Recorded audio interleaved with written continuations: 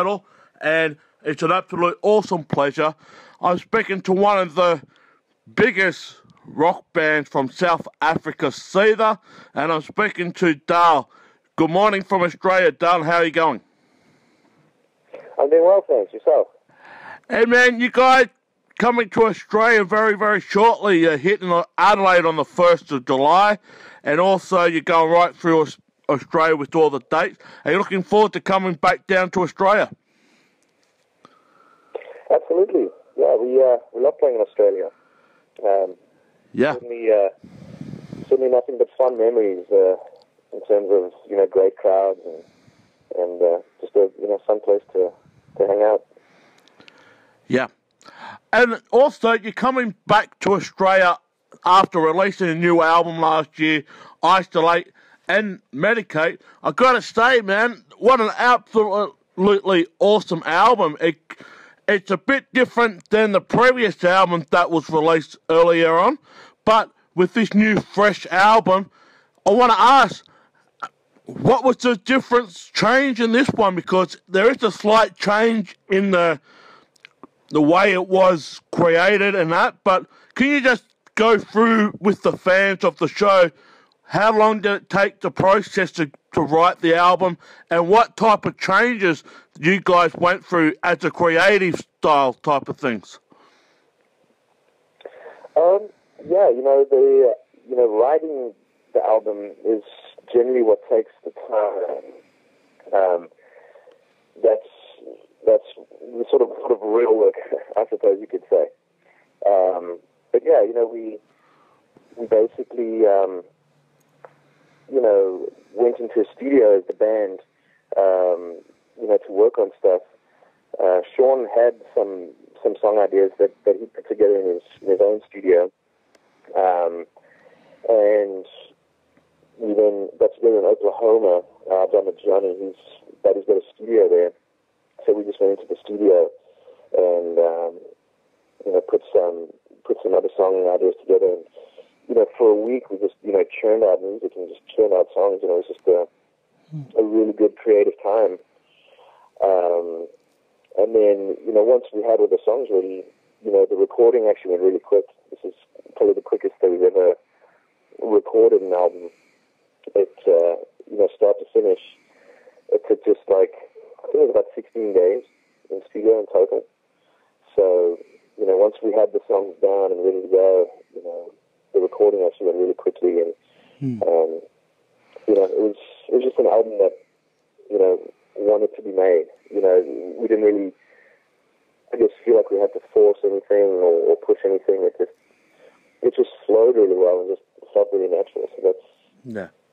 So that's cool. When it happens like that, it's you just kind of go with it and sort of see where it takes you. You're also a multi-platinum selling rock band as well. You sold over 5 million albums and that.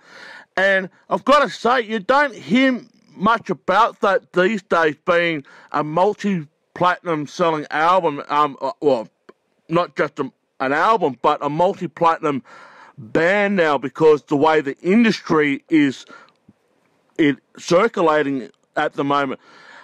How do you guys see that? I mean, you brought a lot of great material out over the years, but there's other bands that don't get the kind of recognition they quite deserve. I just want to ask, what do you think is the main reason why there's not many multi-platinum bands out there these days compared to was, say, 15, 20 years ago? Yeah, I mean, the entire industry is so different now, because of the internet. Back in the day, you judge the size or the success of a band by album sales. And, I mean, you just can't do that anymore. It's so misleading. For a band to sell 100,000 albums now is pretty good, Yeah. Whereas, in the States, 500,000 is gold.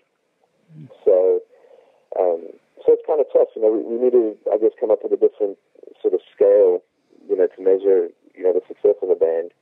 I don't know if it's downloads or what, but even that's misleading because, you know, I mean, there's iTunes and things like that, but, you know, I think most people just, you know, just buy, you know, or just, you know, rip music online for free. You know, so it's sort of hard to say. And it's kind of a double-edged sword, you know. Yeah. I think people are listening to more music than ever now because it's so easy. And I think maybe a more diverse selection of music. Because you can go buy a song from this band, and then a hip-hop song, and then an EDM song, and then a country song, and everything in between. I don't think people are really buying albums anymore. I think it's very much just, oh, let's buy this single and that single and this one because I heard that song on the radio, or whatever the case may be. So it's weird. Yeah, it's changed so much, and it continues to change. So it's hard to say where it's going to be in 10 years. You know, it's hard to say whether, you know, artists will even release albums anymore, or just maybe record a couple songs, you know, put that out online, iTunes and stuff like that, and then just tour on on those singles. You know, that might be quite a realistic prediction, but it's hard to say at this point where it's going to end up. Well, with the album Isolate and Medicate, I've got a few numbers here. It debuted on the US Billboard charts at number 4, but down here in Australia, on the ARIA charts, it reached number 42. Are you surprised with that, by the figures that it done so well so far? Yeah, absolutely. Yeah, it's always nice to, you know, just to make it on the charts. Cool, you know, to be top 10 is awesome.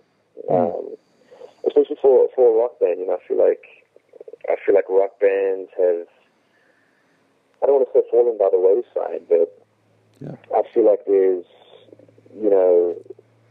so many other music genres that people might, you know, have a preference to these days. You know, especially the kids of today. So, you know, I think for a rock band to still be out there treading water, playing, and, you know, having some success, you know, that's kind of cool. You know, we've had a lot of friends and a lot of, you know, bands that we've played with in the past that we've seen, I guess, you know, come and go, and it's a really hard time to be in a band now, and it is.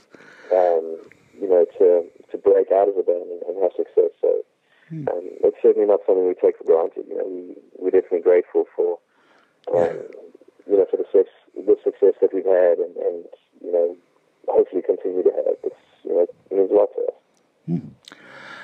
Now, going back on the album, for me personally, there was a lot of different styles of music in it. Like, you had that type of sound like Weezer in it, like a little bit of a punk sound in there, plus you had the classic sound that Seether is known for, like the hard-driven edge songs, especially the last song on the album, Save Today, and also the one before that, Keep the Dogs at Bay. You still have that raw edge, but also you just put a little bit of flavour into the album as well, just to give it a bit of a spin on it. I just want to ask, was that the way the band creative style was going to do on this album? Because it looks like everyone brought something to the table on this album. Absolutely, yeah. You know, I think the older we get, the more we, I guess, aren't afraid to, you know, to experiment with stuff. I think when we were starting out, we almost pigeonholed ourselves and felt like we needed to stick, you know, within a certain style or sound. You know, I think the older we get, we just say, you know, let's experiment a little bit. Let's try different things. You know, we like it when, you know, a song sounds a little bit different. It's exciting, and it keeps it fresh for us, and, you know, hopefully for the people who, you know, are buying the albums and listening to the music. So we don't really set out with anything in mind when we're writing an album. We just write songs. And I mean, we have, you know, a really diverse, you know, set of influences and bands and things. And if anything, we try to not listen to, our peers, basically. We try not to listen to other rock bands when we are writing, because we don't want to be sort of too influenced by that kind of stuff and sound like, other bands and whatever's going on. So if anything, we'll listen to, I don't know, pop music or EDM and that kind of stuff. And but yeah, I think there's inspiration, that comes from all over the place. And we just, set out and get in a room and write music, write songs, and basically, if we like the way it sounds, we keep it. If we're not too fond of it, we chuck it out, and we start from scratch. So there's not like a clear sort of mission statement in place. Like, okay, we're going to make an album that's going to sound like this, or we're going to make a heavy album, or this kind of album, that kind of album. There's none of that really goes into it. It's more just like, oh, let's write songs, and the album will turn out the way it turns out. And it's just a sort of natural progression, of the band and us as people, and the way we relate to music now and think about music and write music. Are you also happy with the way the new material going over with the audience live, like when you play the new material live? Because the reason why I'm asking that, a lot of the fans would probably judge the new material when it gets played live. Cause there are some bands, when they bring new material out, they don't necessarily put the new songs in the set lists, or they might put one or two songs, but not as a standpoint of a showcase their material. But the question I want to ask, are you very happy with the way that the crowd has been reacting to the new material lately? Definitely. Yeah, the response has been really good. And, we one of, few bands left that, that we don't use any kind of backing tracks or, tape or anything like that. We don't even use like a metronome or anything. It's just a couple guys on stage, drinking beer, doing shots, sweating, whatever, just playing music, I find a lot of bands nowadays, play to backing tracks and, backing vocal tracks and, guitar tracks and all this kind of stuff. And, and that's fine, to each their own. But we're old school, so we want to play live and we want it to be real and organic. But yeah, the response has been good. We don't get to play as much of the new album as we'd like always. The longer you do this and the longer your band's around, there's certain songs that people expect you to play and that people come to the show to hear. Songs from past albums, past singles that are popular. So off the bat of, at least 10 songs you kind of have to play of the sort of back catalogue stuff. Yeah. And then so you put those in, but then, you pepper the new songs, throughout the set. So it's, coming up with a set list becomes more and more challenging the more music's out there and the more music people know. So it's all about finding a balance between playing the new stuff, but also playing the songs that, people might want to hear from past albums. So, yeah. I think we'll play, when we come, we'll play, very much a mix of the old and the new stuff. Yeah. Well, fans, it's a great opportunity to see Seether on tour. They're coming to Australia and they're starting in Perth on the 29th of June and they're going right through to the 4th of July to round it out in Melbourne. Tickets are on sale now at metropolistouring.com. There were a limited number of VIP packages as well. So if you haven't got a ticket already, please go to the website. Once again, it's at metropolistouring.com and you can just go and look up the dates and the prices that you allocate yourself to get to see Seether. And Dale, we cannot wait for you guys to hit back to Australia, and thanks for joining us this morning on Blood, Sweat and Metal. Awesome, man. Thanks for having me. Thank you. Take care. Cheers. Bye.